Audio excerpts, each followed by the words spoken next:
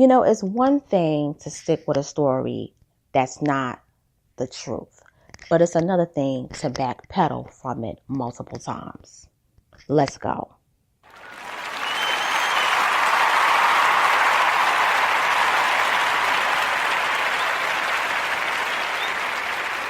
Hello, everyone. This is your girl, Miss Analytical, coming to you straight out of New York City on this Sunday morning. I hope everybody had a wonderful weekend.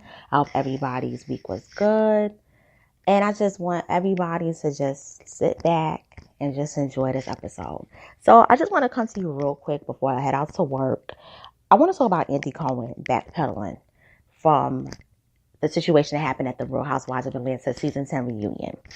I saw the reunion episode, and I'm going to say I did not like this season. I did not like this past season. I thought the season 10 episode should have been much better.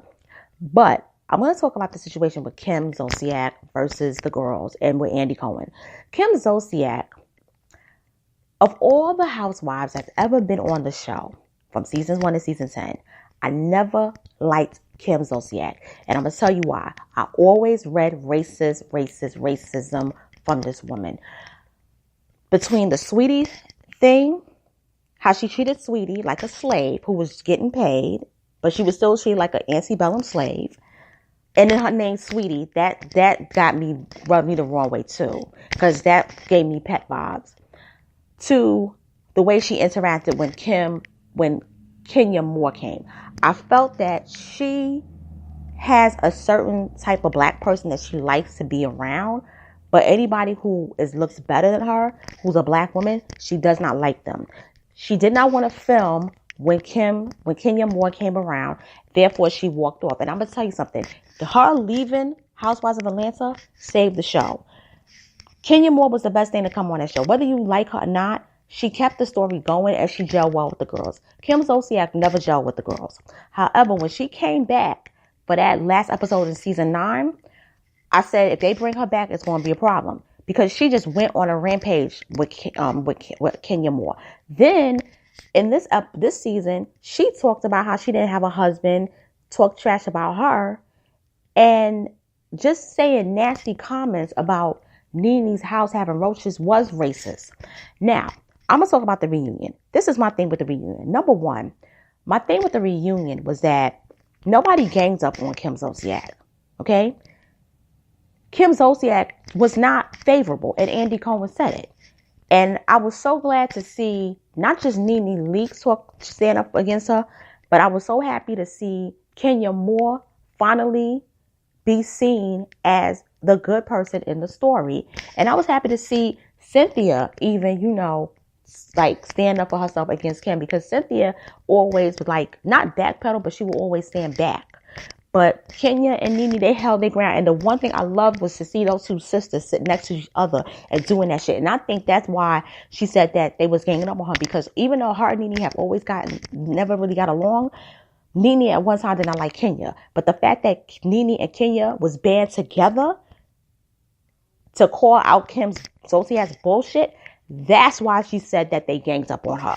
And then when Portia wasn't really batting for her, she was like, oh shit, I don't have an ally. But what's her name? This is when I'm going to go into Sheree.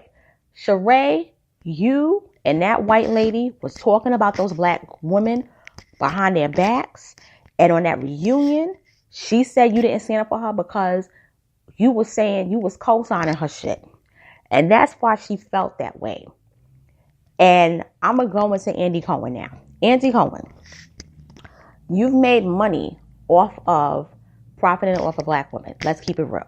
Even though you've had shows, majority of the franchises was with white women, it was a black woman and her cast members that made you mega rich, that caused you to have all these spin-offs, okay? Yes, you have 2 franchises that are black.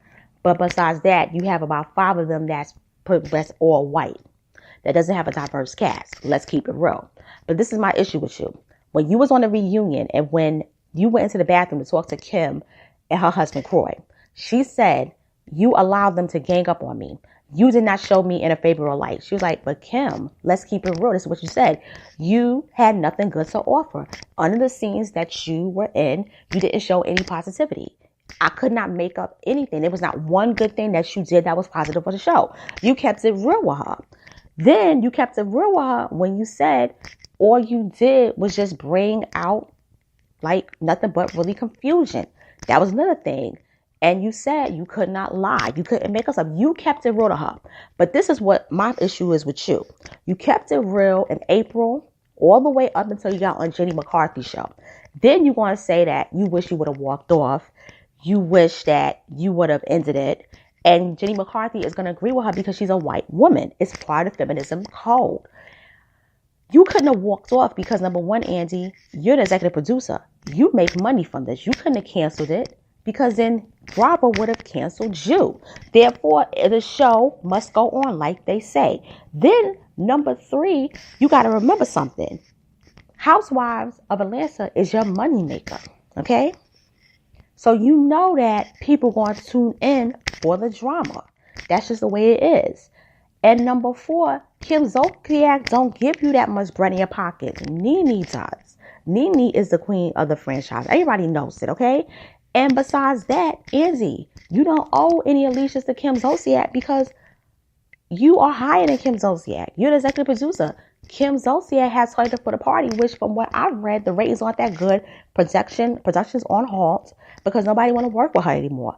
Now I'm going to go into the Breakfast Club. Now in the Breakfast Club, you had to admit that once again, that Kim was not ganged up on because you went on a black radio station, number one.